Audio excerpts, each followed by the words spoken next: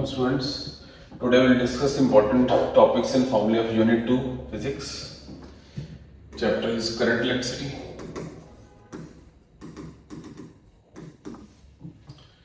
The basic formula, the starting is current. Current is obviously charge upon time. The basic formula it can also be written as Q is equal to NE. We studied in Unit 1, so it will be NE by T. That is about current. Then we study about drift velocity. What is drift velocity? If no electric field is applied on a conductor, on a metal, in that case, electrons are moving in random directions. Electrons move in random directions, but they are moving in straight lines. Random directions में straight lines में चलते हैं, एक दूसरे के साथ collide करते रहते हैं. But when we apply electric field, तो electric field apply करने पर क्या होगा? Suppose this is the positive end, this is the negative end. So electrons will start accelerating towards the positive end. ऐसे parabolic path होगा. They will have a parabolic path like this. Some electrons going there will follow a path like this. Some electrons going here will follow a path like this. सबके parabolic paths हो जाएंगे. Everyone will have a parabolic path. ये जो सभी parabolic path हो गए हैं, इनकी जो vector sum of velocities हम करेंगे, that will come out to be on this side. Vector sum of these velocities will come out to be on this side, and that vector sum of velocity is known as average velocity. Vector sum of velocity, average velocity towards the positive end is known as drift velocity. Directly electrons are not going towards the positive end, they are following parabolic paths. Then average velocity, the vector sum of velocity is drift velocity towards the positive end. Now about drift velocity, how it is related to electric field. Formula is minus E by m tau. So drift velocity is directly proportional to electric field. Charge and mass पे depend करती है, and tau is known as relaxation time. It is called relaxation time. What is mobility? It is drift velocity per unit electric field. That becomes E by m into tau. So mobility का electric field से कोई link नहीं है, charge to mass ratio से है. And charge to mass ratio is highest for electron. So electron has the highest mobility as we know. So this is about drift formula. Second formula is current का drift velocity. Basically, I is equal to NE. Here N is number of electrons per unit volume, E electronic charge, A area, B drift velocity. And what is the current upon area?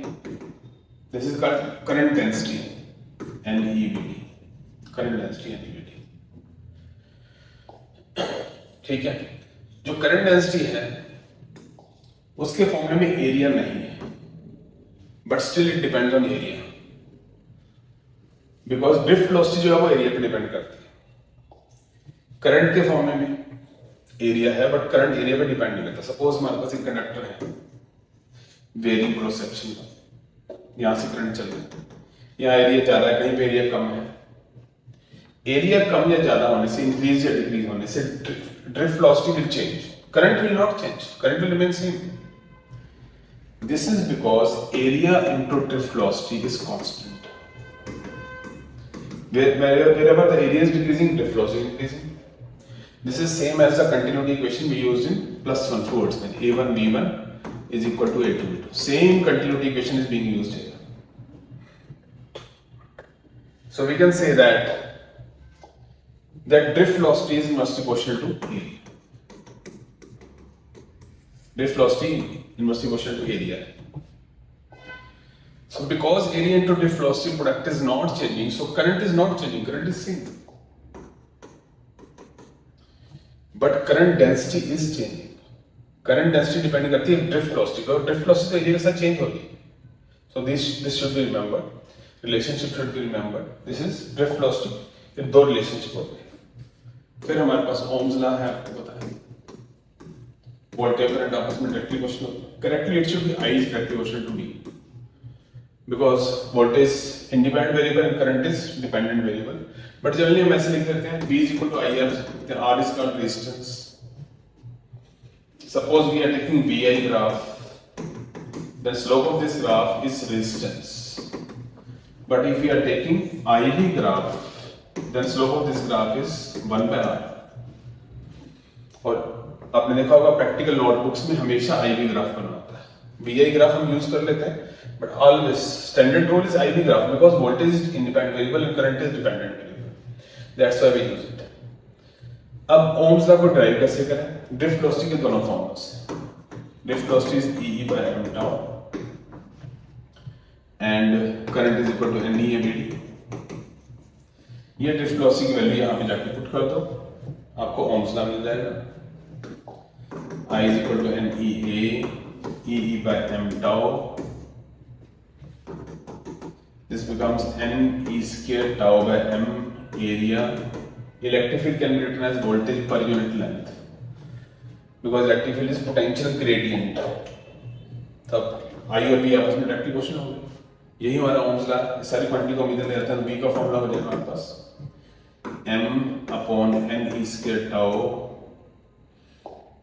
m/NE square tau length upon area into I. This becomes a formula, Ohm's law. Now what is this quantity? Obviously this quantity is representing resistance. Resistance होगी m/NE square tau L by A. That is resistance. और resistance का एक और formula होता है rho L by A. So comparing these two, this quantity represents resistivity. This quantity represents resistivity m/NE square tau. आप देख सकते हो कि रेजिस्टेंस किस पर डिपेंड करती है? वो लेंथ और एरिया पे डिपेंड करती है कंडक्टर के, एज वेल एज नेचर। ये सब सारी क्वांटिटी जो सेंटर वो नेचर पर डिपेंड करती है। This resistivity depends on nature of conductor because n जो है फ्री इलेक्ट्रॉन डेंसिटी वो नेचर पर डिपेंड करती है और टाउ रिलैक्सेशन टाइम वो टेम्परेचर पर डिपेंड करता है। That means resistivity depends on nature and temperature. जब जो रेजिस्टेंस और नेचर टेम्परेचर पे डिपेंड करेगी, साथ साथ डायमेंशंस पे भी डिपेंड करेगी, लेंथ और एरिया पे डिपेंड करेगी। सो इस तरह से हमारे पास पूरा ओम्स लॉ भी ड्राइव हो गया, रेजिस्टेंस का रेजिस्टिविटी का पूरा फॉर्मूला आ गया हमारे पास। ओके, अब हम बात करते हैं आगे। रेजिस्टेंस जो है डायमेंशंस पे डिपेंड करती है। How does the resistance very? Variation in resistance. Resistance में वेरिएशन एक तो मैकेनिकल स्ट्रेचिंग से होती है। मैकेनिकल स्ट्रेचिंग, एक वायर है हमारे पास, इसको हम स्ट्रेच करके लॉन्ग करते हैं, स्ट्रेच करते मैकेनिकली, हमने स्ट्रेच करते तो लेंथ तो इंक्रीज होगी बट एरिया डिक्रीज हो गया। In case of mechanical stretching resistivity remains constant, क्योंकि रेजिस्टिविटी तो वही रहेगी ना, कॉपर है तो कॉपर की वैल्यू तो कॉपर ही रहेगा ना। Neither nature is changing nor temperature is changing, resistivity remain constant और एक डेंसिटी कांस्टेंट रहती है। नॉर्मली हमारा फॉर्मूला होता है R is equal to rho L by A, but इस केस में एरिया इनटू लेंथ कांस्टेंट होता है, वॉल्यूम बेसिकली आप कह सकते हो। अगर लेंथ बढ़ेगी तो एरिया कम हो जाएगा। सो अगर हम यहाँ से वैल्यूज उठा के यहाँ सब्स्टिट्यूट करें तो अल्टीमेटली हमारे पास स्ट्रेचिंग के केस में फॉर्मूला आ जाएगा रेजिस्टेंस लेंथ के स्केल के डायरेक्टली क्वेश्चन, रेजिस्टेंस एरिया के स्केल के इनवर्सली प्रोपोर्शनल, और अगर रेडियस पे क्वेश्चन आ जाए रेडियस ऑफ वायर पे तो रेडियस की पावर फोर्थ के इनवर्सली क्वेश्चन, फोर्थ की पावर इनवर्सली क्वेश्चन। ध्यान दें स्ट्रेचिंग में रेजिस्टिविटी चेंज नहीं होती है। अब इसमें दो तरह के क्वेश्चन आ सकते हैं। लेंथ में बोला हमने 2% चेंज है तो रेजिस्टेंस बताओ कितने परसेंट चेंज है। स्मॉल चेंज करते हो आप एरर वाला मेथड लगाओगे, delta R by R into 100, percentage change in resistance is twice delta L by 100। Small change के लिए जो पावर है वो आ गया कि मल्टीप्लाई होगी। 2% answer will be 4%, 3% answer will be 6%, but ये मेथड सिर्फ 5% तक लगा सकते हैं। अगर ज्यादा चेंज है then use this method R1 by R2 is equal to L1 by L2 का whole square. This method is for large change, for example length 10% change हो रही है तो फिर ये मेथड नहीं लगेगा, ये लगेगा। Answer will be 21%, you can solve that. ऐसे एरिया में, ऐसे रेडियस में अगर स्मॉल चेंज है तो delta R by R will be 100 भी, ए की पावर ऊपर जाके माइनस हो जाएगी तो आंसर आ जाएगा -2 delta A by A into 100। Similarly radius में हो जाएगा delta R by R into 100 is equal to -4 delta R by R into 100। Small changes में आप ये फॉर्मूला यूज कर सकते हैं। That is mechanical stretching. Next temperature का इफेक्ट है। टेम्परेचर के साथ रेजिस्टेंस रेजिस्टिविटी दोनों चेंज होती हैं और फॉर्मूला ये है R equal to R naught 1 plus alpha delta, where alpha is known as temperature coefficient of resistance. इसमें तीन अलग अलग सिचुएशन है। अगर कोई मेटल है then alpha is positive, that means resistance temperature के डायरेक्ट प्रोपोर्शनल होती है। This can be explained from resistivity. अगर किसी मेटल को गर्म करोगे तो उसके अंदर जो कर्नल्स हैं वो ज्यादा वाइब्रेट करने लग जाएंगे और जिससे इलेक्ट्रॉन्स के कोलिजन्स बढ़ जाएंगे। Relaxation time will decrease due to which resistivity and resistance will both increase. अगर ये सेमीकंडक्टर या इंसुलेटर्स हैं तो अल्फा माइनस में होती है, गर्म करने पर रेजिस्टेंस डिक्रीज होती है, रेजिस्टेंस टेम्परेचर की इनवर्सली प्रोपोर्शनल होती है। This is because on heating more and more electron jump from valence band to the conduction band, जिससे कंडक्शन बढ़ती है, रेजिस्टेंस कम होती है। और कुछ अलॉयज हैं स्पेशल, मैंगनीन, यूरेका, ये हम यूज भी करते हैं लैब में, रियोस्टेट में यूज करते हैं, मीटर ब्रिज में यूज करते हैं। इनका टेम्परेचर कोएफिशिएंट 0 होता है, रेजिस्टेंस ना टेम्परेचर के साथ इंक्रीज करती है ना ही डिक्रीज करती है। That is of temperature. Then is impurity addition. Impurity addition करने पर क्या होगा? Metal will change into alloy. Metal की रेजिस्टेंस लगभग 100 टाइम्स बढ़ जाएगी alloy बनने पर, जबकि जो सेमीकंडक्टर है इनकी रेजिस्टेंस इंक्रीज करेगी। सेमीकंडक्टर्स के केस में अगर आप इम्प्योरिटी डालोगे they will either change into N type semiconductor और they will change into P type semiconductor. इससे उनकी इलेक्ट्रिकल कंडक्शन इंप्रूव हो जाएगी और रेजिस्टेंस डिक्रीज हो जाएगी। तो that is about impurity. That was the factors depending जिन पे रेजिस्टेंस डिपेंड करती है, factors on which resistance depends. Next बाकी तो बेसिक्स हैं। Resistance in series, if many resistances are in series then total resistance will be R1 plus R2 plus R3। Series में resistance बढ़ती है, इंक्रीज होती है, ऐड हो जाती है। 10th में पढ़ा हुआ many resistance in series it will become NR, n resistance in series। Series में तभी है जब सब में करंट सेम चला, please remember only those resistances are in series for which current is flowing same। और पैरेलल में कब होंगे? अगर हमारे पास अलग अलग रास्ते हैं, यहां से करंट हुआ, सेपरेट हुआ, सेपरेट होने के बाद फिर वापस इकट्ठा भी होना चाहिए। सिर्फ अलग होने से पैरेलल नहीं है, वापस इकट्ठा होना भी जरूरी है। Then it will be parallel. So अगर पैरेलल में R1 R2 है तो उसका फॉर्मूला आपको पता है 1/R is equal to 1/R1 plus 1/R2 plus 1/R3।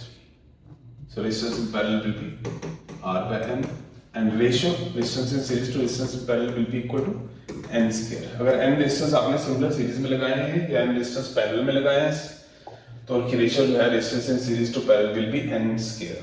It will be n square। That is resistance in series. Second में सीरीज पैरेलल वाले क्वेश्चंस आपको करने हैं, वो करने प्रैक्टिस करनी पड़ेगी। अब हम बात करते हैं सेल्स पे। If we have a cell having EMF E, every cell has some internal resistance। हर एक सेल की अपनी इंटरनल रेजिस्टेंस होती है, वो उसके इलेक्ट्रोलाइट की वजह से होती है, उसके अंदर जो सब्सटेंस है, उसके जो इलेक्ट्रोड्स हैं, उन सबकी मिलाकर के ओवरऑल रेजिस्टेंस होती है। When current is flowing through a cell, अगर सेल करंट किसी को दे रहा है, पॉजिटिव प्लेट से करंट बाहर निकल रहा है, it is being discharged, then voltage across cell is E minus L। Sometimes it reverse is also there। Cell is not discharging, cell is charging। Current positive plate में आ रहा है। In that case, V becomes E plus L। It will be V is equal to E plus L। But normally इस पे हम ज्यादा बात करते हैं। इसको टर्मिनल वोल्टेज ऑफ सेल कहते हैं, इसको EMF कहते हैं। इसका ग्राफ भी आपने बनाया होगा। V is equal to plotted with I। So it will be a straight line graph क्योंकि दोनों के पावर 1 1 है। बट अगर हम इसको कंपेयर करें y equal to mx plus c, So we can say that slope of the graph is coming out to be minus r.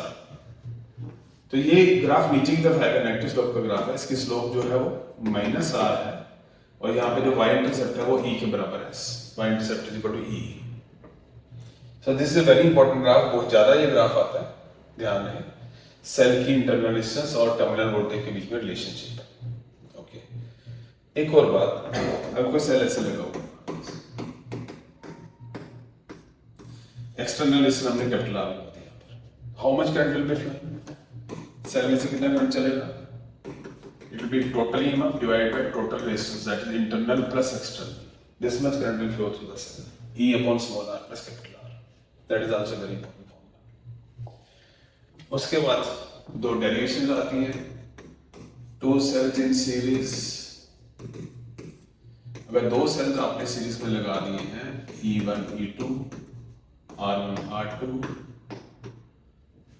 Then EMF भी add हो जाएगी, सिंगल सेल बन जाएगा E1 plus E2 and internal resistance हो जाएगी R1 plus R2 for two cells. ये derivation आपको करनी भी है. और अगर सेल्स पैरेलल में लगे हैं, two cells in parallel like this, two cells in parallel E1 R1 E2 R2, तो उसकी जो इक्विवेलेंट EMF आएगी, it will become a single cell with equivalent EMF equal to E1 R2 plus E2 R1 divided by R1 plus R2, and internal resistance R1 R2 divided by R1 plus R2. So two cells in series and two cells in parallel. Suppose ये दोनों derivation आपको करनी है.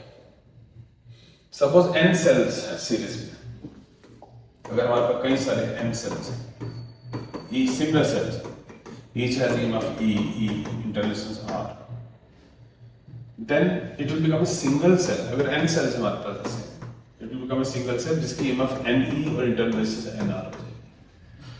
EMF भी n times हो जाएगी, internal resistance भी n times हो जाएगी. अगर हमारे पास n cells parallel में है, similar cells 1 2 3 4 and so on, we have n cells in parallel,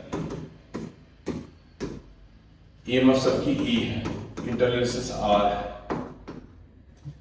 In that case, total EMF will still remain same E, क्योंकि पैरेलल में वोल्टेज सेम रहती है E, but internal resistance हो जाएगी R by N, R by N.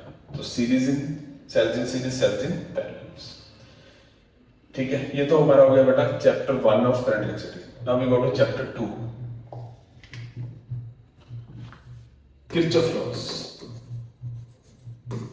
First law is law of conservation of energy. मान लो कोई junction है, जितना करंट आ रहा है उतना करंट जा रहा है, incoming current will be equal to outgoing current, summation of I will be equal to 0. But अगर हमारे पास क्लोज पाथ लेके चल रहे हैं, this is law of conservation of charge, and second law is law of conservation of energy. उसमें क्या है, कोई भी क्लोज पाथ है हमारे पास, there is any close path R1 R2 E, current is flowing like this I, then sum total of all voltages in a closed path will be equal to 0. Summation E plus summation IR is equal to 0. अब इसमें जो है अलग अलग books में अलग अलग convention provided है. You can use any convention. जैसे हम लोग ये कन्वेंशन यूज करते हैं, if we are moving from lower to higher potential we take it positive, and if we are moving higher to lower potential then we take it negative. Suppose यहां से हम चल रहे हैं ऐसे, अब करंट के साथ चल रहे हैं, करंट तो चलता है from higher potential to lower potential, तो I will take it negative minus R2, current के साथ माइनस, फिर करंट के साथ चल रहा हूं माइनस IR, फिर बैटरी की छोटी से बड़ी plate, so we are moving from lower to higher potential, will take plus C. अगर यही हमने क्लॉकवाइज लिया होता है, यहां से चलते battery bigger to smaller plate minus E, current के अपोजिट चल रहे हैं plus IR, because we are going towards higher potential. Current always flows from higher potential to lower potential, again we are moving against the current plus IR equal to 0. तो ये हमारी Kirchhoff law है. इस पे based of numerical आती है, you have to make equations and then solve the equation. Then what is width on which?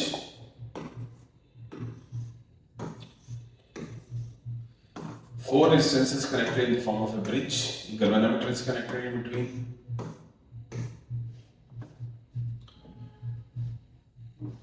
If P upon Q is equal to R upon S, अगर P और Q की ratio वही है जो R और S की है, then these 2 points